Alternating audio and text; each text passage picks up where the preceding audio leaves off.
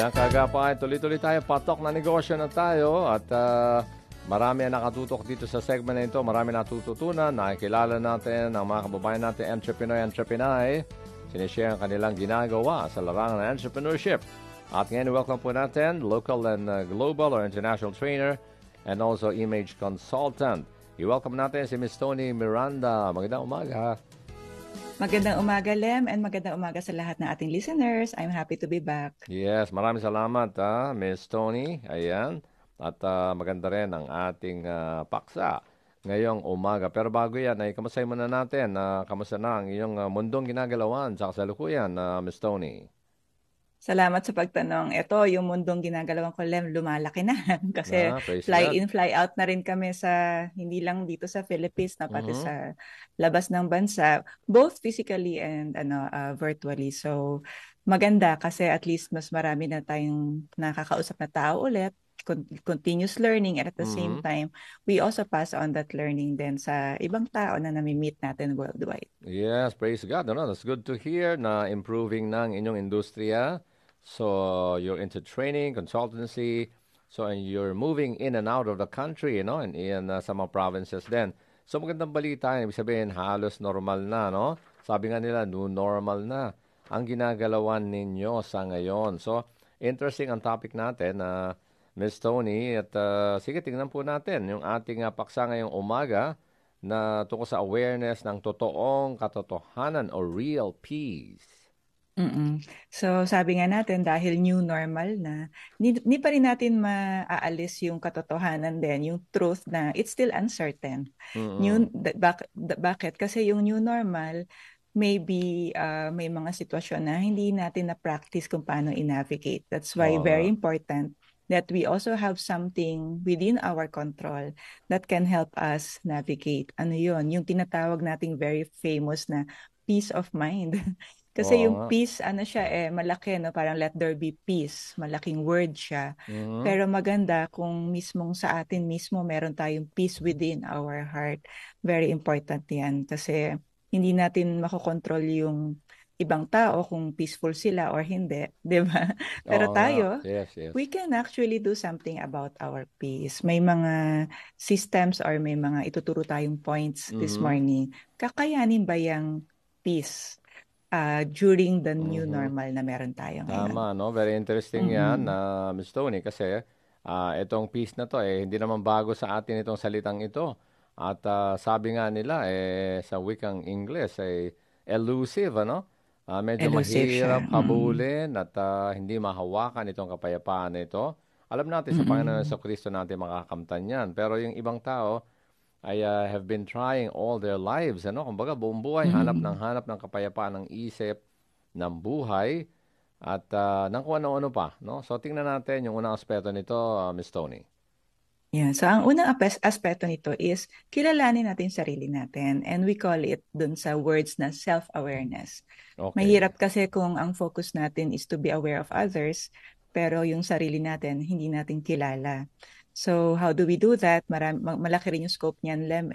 Unahin natin yung ano ba yung mga nagkakos sa atin or nagtatanggal ng peace natin.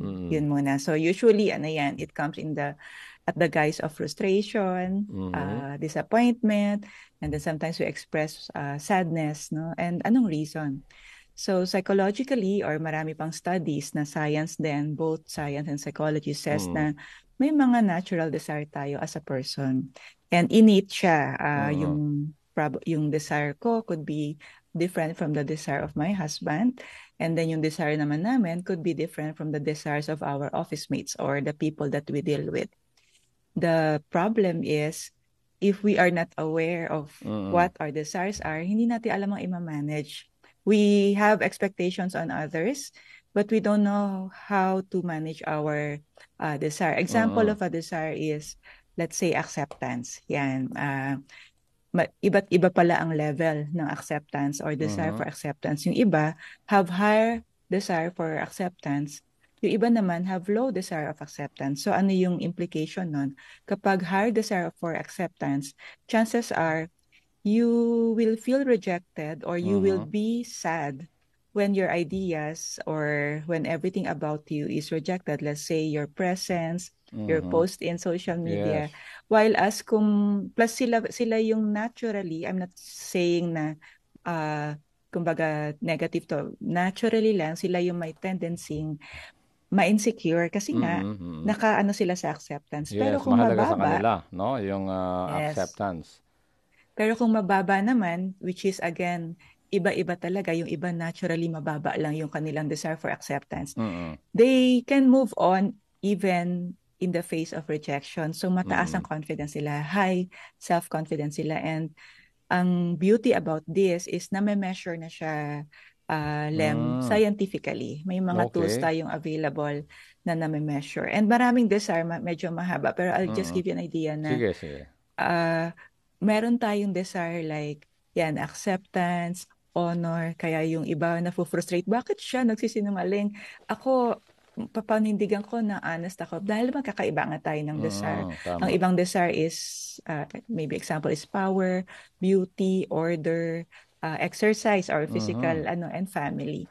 Ang meron ding study, Lem, na psychologically, yung self-hugging na term, self-hugging, yung parang hug Mhm. ng self-hugging. Yes, embrace yourself, Kung, ano? yes. Mhm. So, kung ano yung desire natin, it happens pala naturally na we expect yun din yung standard na desires ng iba. Mm. That's why, that's why it rises to an expectation.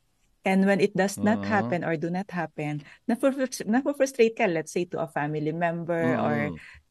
may mga entrepreneurs tayo dito, so yung mga office mates mo, mga staff mo, Mm. ganun din siguro sa client, no, na kapag hindi nagma-match, kasi ang expectation natin naturally is mag-match, Oo. na-frustrate tayo. And when we are not aware of this, baka may mga activities tayo or profession or business that we will do that is not aligned to that. We call it maybe core values. Kasi Mm. pag desire, medyo hindi siya common word sa lahat. So I just wanna use na lang core values or values. Kung hindi aligned, magugulat ka when we do it repeatedly, we Mhm. now get frustrated and it now makes us not peaceful. Kasi Mm. frustration is not peaceful, right? Pero if we are aware about ourselves, everything about us, especially our desire, what makes us happy, what makes us frustrated, we can now rise above Mhm. triggers. Kasi Yes. may mga triggers tayo, we can now rise above triggers. So self-awareness is very important. And ako professionally, I am certified. We call it Reese Master Profile. That's a Mhm. term not so common to us. Oo, sige. Ano ba There, ibig there. sabihin nun, Miss Okay. Tony? At saka, Sige, Reese. oo, at at the same time ay talagang ano pala ito, ginagawa na ngayon, alam mo yon, parang Mm-mm, isa-isa, mm-mm. ina-assess Yeah. at marami ang talaga nag-a-avail ng ganitong service sa inyo. Yes. In the business, marami ng mga common we've been hearing. Siguro hindi na lang ako mag-mention ng mga Mm. common, but you can Yes, yes. find different tools to measure our Mm. strengths, to measure our communication style. And this one, ang talagang hinanap ko kasi siya, Lem, dahil naghanap din ako ng peace ko eh. Parang aside Mm. Yes, from yes. what I know already, peace found in Christ, there Mm. must be something that will help me technically navigate. So, hinanap ko siya Ayun, hanggang sa okay. na-certify na ako here. At least ako yung sa Philippines counterpart. Okay REISS is REISS. So, bagong term siya probably sa lahat. REISS. REISS. So, Okay. REISS Motivation Profile. We call it the science of motivation. Mm. So, I think kung merong word na magdi-describe doon is mas root cause siya bago natin i-address yung emotional quotient. Kasi pag alam mo na ano yung specific desires that are high and low, pwede mo na i-address yung impact ng frustration, which is yung emotional Mm. intelligence. Mm. So we use this for conflict resolution. I use this for team building. Anything Okay. about relating with others eh. Mm. So ang tendency ng taong alam niya yung values, ang assessment niya more or less nasa $30, but I think it's worth it. It's worth it kasi at least meron na Mm. kayong master dito sa Philippines that can help you. Oh, so ikaw yon ang una na meron nito? And praise God, no? Praise Praise God God. kasi hindi rin madali. Hindi Mhm. madali Gaano and only katagal by God's inaaral yan, grace. Miss Tony? Medyo matagal din siya kasi it is actually designed for psychologists and I'm not a psychologist. And this Okay. one will equip non-psychologists to help others who Mhm. are really trying to understand themselves. Kasi marami tayo ngayong mga strong words na I am, but Oo nga. what comes after the word I am is now somehow creating a vow or yung Mm. iba ginagamit nila yan as motivation, but if it's not yung next word natin, if it's not according to truth, which is yung susunod na point natin, baka dangerous siya. For example, sabi natin, I am the best or I am successful. And if the description is based on conditional description, Okay. it Maganda may yun. change.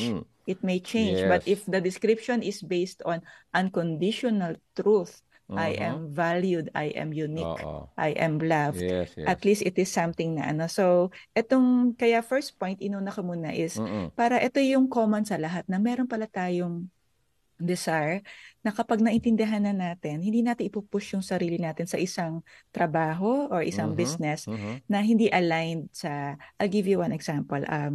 Meron tinatawag na desire na beauty. Okay, beauty. Okay, anong beauty? Ibig Naturally, sabihin na, ang so tingin ng you tao appreciate, ay beauty, you appreciate beautiful. physical, you Okay. appreciate places na maganda, you appreciate items na maganda, anything that is aesthetically attached to beauty.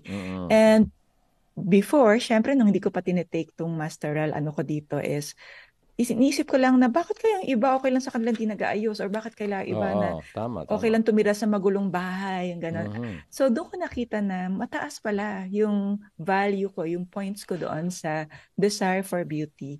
And because of the self-hugging principle, I now expect others to have the same. Pero now that I am aware na hindi pala, I can easily adjust. Okay. I can now adjust. I can apply yung empathy na, yung emotional intelligence. And I can judge less or at least eliminate judgment. Understanding na iba yung desires ko or we call it values, iba rin yung values na iba. Correct. Another example is maybe let's call it power. Power is the will to achieve, no? So, sige, ano nangyayari sa taong may desire pag for sobrang power? taas yung power, let's say, meron kasi yung Parang values, power trip, may ganon. low, high. Pwedeng ma-frustrate ka sa isang taong hindi naman. Isipin mo lang lazy siya. Isipin mo lang na pessimistic siya. Kasi kung ikaw may will to achieve, correct. in spite of challenges, meron kasing iba na natural pala yon. Yung iba, it will take a while to do it or it will take a lot of motivation. Wina-warm up pa, no? Bago talaga mag-function well. Yun. So, we wanted to be wiser on how to navigate the new normal. And with that, you have now the intelligence, no? We call it motivational intelligence, to choose path na somehow aligned sa values mo. Yes, so because of that, you now lessen the frustration. Nagkakaroon ka na ng proactive planning. And there, you experience peace. So that's number one. Self-awareness is something that cannot be done by others for us. Kasi tayo yun Tayo yung, for example, for this tool, no, that let's say, it's like an exam assessment. Wala pang 15 minutes yan. Okay. No one can answer it for you kasi personal question. Kailan maging honest, di ba? Honest ang sagot kasi para malaman yung totoong kondisyon ng tao. Ang maganda lang, scientifically, siya nakikita ng system kung nilalaro mo rin. Talaga, so alam din niya, no? Kung hindi consistent ang sagot mo. Kasi nakapasa na siya ng ilang scientific runs, testing. So that's number one. We need to understand yung merong power sa self-awareness. And if you feel now while you listen to us na mukhang yung awareness mo sa'yo is dictated or defined by others, maybe it's about time to revisit yung self-awareness level natin. So that's number one. Okay, sige. Next Number two is, so yun na yung natural us. So understanding us, alam din natin, kasama doon sa self-awareness, na limited tayo. And makikita rin natin na, meron palang low ako, merong high doon sa first na yung sinabi kong value. So, since we are aware na merong areas of our life that we are limited, meron tayong tinatawag na missing link. Kasi kahit pa paano, hindi naman pwede mag-stop yung buhay. Hindi naman pwede hindi na tayo magtrabaho. Yes, may gap, may kulang. May gap. Malaki yung gap. And then, yung gap na yon, alam din natin na hindi kayang punuan on the people around us. Kasi ito yun let's say, from kanina, yung stage 1, naging aware ka, hindi ka naman basta pwede mag-resign na agad na, hindi pala ako fit dito. Tapos alis ka na kagad, ano? Because self-awareness are not meant for us to keep on running away, no? It's meant for us to just to understand. So yung now na naintindihan na natin and we are not designed to always run away from it, then we need to understand who can help us, who Yun. can sustain us, and who can make a difference. Okay, let Oo. me just give you one siguro inspiring idea Okay, about sige. this. Before, there is also such desire as, kumbaga, may mga term kasi yan, 16 desires. Ang value ko before for vengeance is so high. Okay, Talaga? So, napakataas. nasa loob-loob mo, Na gusto mong gumanti, ibig ha? sabihin, yeah, so you don't, of course, hindi ko alam yun. Ang Mm. emotions lang na lagot ka pag if you cross Oo. my line, lagot ka. Yung ganong Oo. Oo. unspoken, Yes, yes. And you know what? Now, na-curious lang ako, sabi ko dun sa bago ako na-certify, I'd like to have an assessment again. I'm just curious how I Mm. am now. Mm. Bumagsak ang vengeance ko. I am someone, at Mas least it nag defines who I am now. And Oo. yun yung missing link. Only the Lord can Amen. change Oo. us, Kayang no? Only baguhin. the Basta Lord can change. i-surrender mo na alam mo Yes, na may kahinaan may ka. mga steps din. Oo. So, initially, hanggat, syempre, hindi ako aware na may kailangan din akong gawing action Mm. bago ko ma-avail yung benefit. So, the Yes. action there is obedience and surrender. Mhm. Na while I know mataas ako sa power, merong power na hindi ko kaya. Sabihin, may Mhm. will to achieve, may will not to give up.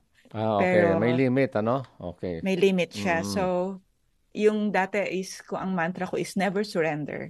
This time, after learning that I have a limit, I've Mhm. learned to embrace the surrender to Jesus. Kumbaga, Yun.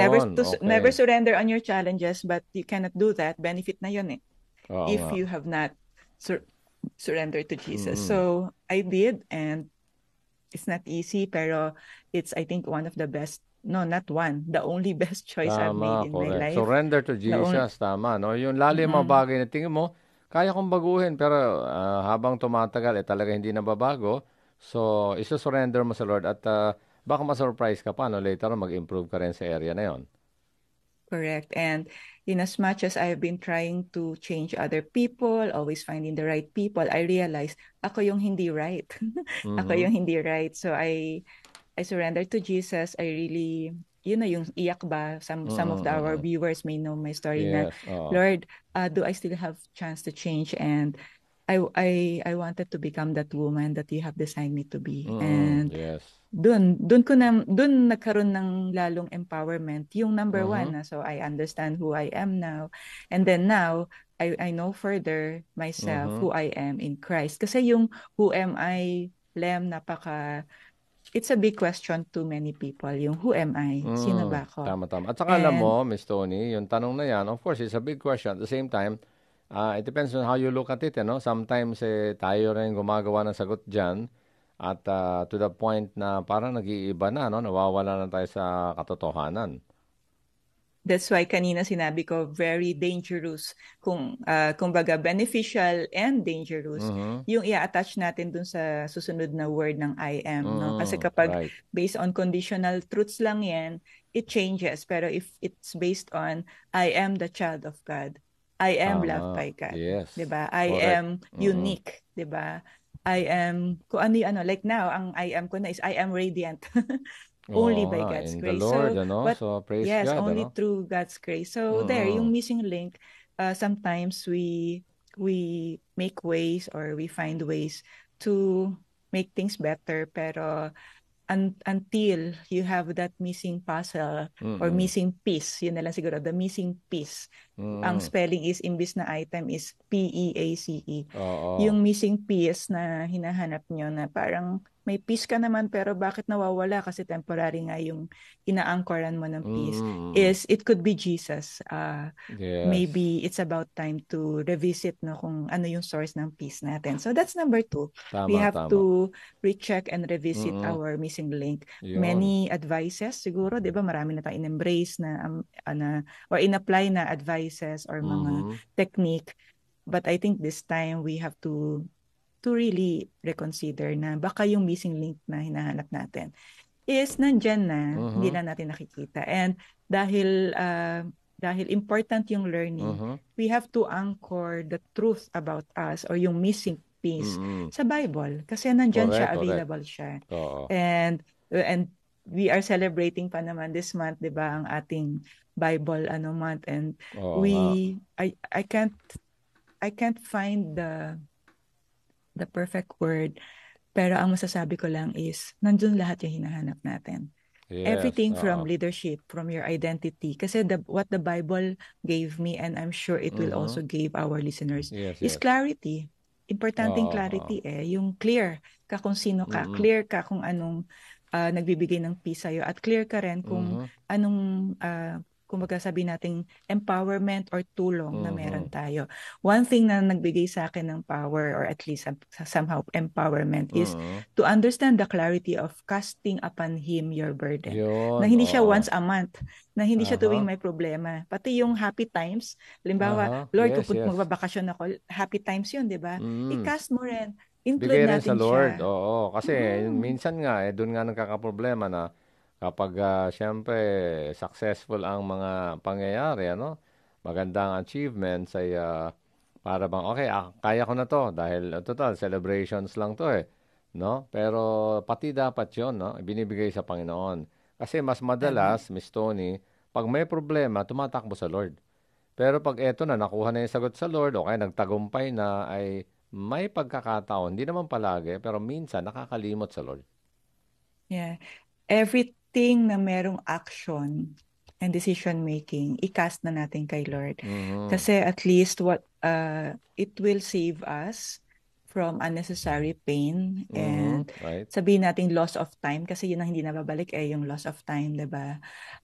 And you can just imagine kung tuwing may problema mo lang siya gagawin, isabihin, Oo. umabot na tayo sa punto na sometimes hindi na ma-repair. Sa tingin natin, sa level natin, mukhang nakasakit na tayo ng tao. Or even, probably finances, we've lost money kasi nga nakalimutan natin na, kasi sa Bible, it teaches us about stewardship. So, Oo. it's not too late pa naman, Lem. They can always revisit sinong missing link. Ma-embrace nila Correct, yung missing correct. link, which is Palaging Jesus, who tama, is tama. Jesus. And then, anong susunod na, hindi naman pwedeng, okay na Lord, no, natanggap na kita, no. May process yan, may sanctification and learning, Yes. no. Kumbaga, be willing to unlearn everything that we've discovered before, or kumbaga mga in-apply nating learning na maski na anong level pang na-achieve natin, maski na doctorate pa yan, try lang natin to really be humble na, Lord. Though I'm thinking I know everything, I just want to be humble na alam ko hindi ko pa alam lahat. Teach me, Tama, Lord, tama. to do Yes. your, 'di ba, to do your will. Teach me to obey you. Kasi pati yun ang maganda ng casting pati yung we can be open dun sa alam nating weakness natin. Tama. Napakaganda na, no? At ang naisip ko na kahawig niyan, ito, yung casting ay total surrender, ano? Total Kumbaga, surrender, bumibitaw yeah. ka na, binibigay mo na, pinapasa mo na sa Lord ang mga bagay-bagay na hindi naman ibig sabihin, parang wala ka ng pakialam, kundi ginagawa mo yung part mo, tapos kung alam mo naman na meron mga bagay na hindi makokontrol sa side mo, ay ibigay mo na sa Lord. Yung makokontrol, hihingi ng wisdom pa rin para ma-manage. Tama. Like for example, ito no, sabi ko, how much or how else can I help, Lord, Mm-mm. yung mga companies, yan kasing client ko, mga companies, mga leaders, mga Yes, yes. CEO, Okay. na hinuhulaan ko lang yung Mm-mm. problem nila. That's why it led me dun sa binanggit ko kanina sa first na in-equip niya ako para somehow ma-release ako dun sa burden na am I doing it on my own strength? Baka may way to at least help me, like a tool or Tama, measurement. tama. So Maganda there, yon at yung nahanap mo. At maganda yan. nahanap ko Tama-tama doon siya. sa last point natin for this morning. Yes. So now, aware ka na kung sino ka, and then you are now, kumbaga, doing everything in your life with the Lord. So we are not so much focused now on, while ang third kasi natin is enjoy or understand the journey versus the destination. I'm not Tama, saying tama. that we drop destination. In fact, important yan Yes, kailan eternal. maabot mo yon, no? Lalo na kung ito ay Uh, about yung eternal na assurance natin with God. Yes. So, ba't ko nasabi yung number 3? Kasi ako, let me just share with you na yung happiness mo in finishing reading the Bible, yung parang, Oo, wow, yung yes, yes, ganon. yes. So, nung nakita ko na yung Genesis and the beauty of Revelation, and Revelation is destination. Oo nga, At least, tama. no, spiritually, no, is our destination. Bakit dalawang libro lang siya? So, I mean, in my own understanding, bakit dalawang libro? Kasi ang tinuro sa atin ni Lord is yung journey, lahat ng nasa gitna. journey. Yes, yes. How to Mga be detalye na, no? Christ-like. All the details. So, yun, habang nandito tayo, let's understand that we are here not for a contest. Tama. There is a way na makarating tayo sa Mm-mm. eternal destination Yes, and hindi yes. tayo nag-provide nun. Ang nag-provide nun si Jesus. Darating at darating Tama. tayo At doon. ang gusto niya But is total dependence, ano, sa yeah, mga so yung detalye na choice yan. natin ang journey. Yung Yun. choices natin to fully depend on Him moment to moment. Kasi pinrovide niya na, kumbaga sa ano is, oh, eto na yung destination Yes, mo, yes. Tony. I prepared a room for you, Halem. I prepared a room for you, Tony. A place here. So, provided na hindi na pala siya yung gagawan mo pa ng paraan. Pero ang Tama-tama. kailangan Yes. natin dito is to understand how we will navigate out of your awareness, Right. out of you knowing that Jesus is there, hindi na siya yung missing link. So you now choose to serve Okay. yourself or yung human masters or the Lord. So at least malinaw na, no? And Malinaw of na. course, with God's guidance, the answer or decision will be very clear. Alam mo, ang Yes. isa pang very clear sa atin ay kailangan mo na bigay ang contact details mo, Miss Tony. Ang bilis Bitin ng ulit, oras, no? Oo, dahil napatingin ako sa oras. oo, kasi Yeah. alam mo, lalong pinapaganda pa natin ang Entrepreneur Special. So we have some Yes. segments na dinagdag natin. So that's why you need to share your contact details. I'm sure bitin sila. Who knows, they might consult you o kaya companies would like to talk to you. Kasi ang ganda nito na magiging effect sa atin, itong tinalakay natin. Okay, so if you need help for conflict resolution, team building, or leadership development trainings, please contact me. You can visit my website, www.toni.ph. My mobile is 0917-138-8638. Thank you, Lem, for having me. Thank you lahat sa inyong lahat. Thank you so much, Ms. Tony Miranda, for that uplifting, encouraging na mga na-share mo this morning. God bless. Ayan, okay. At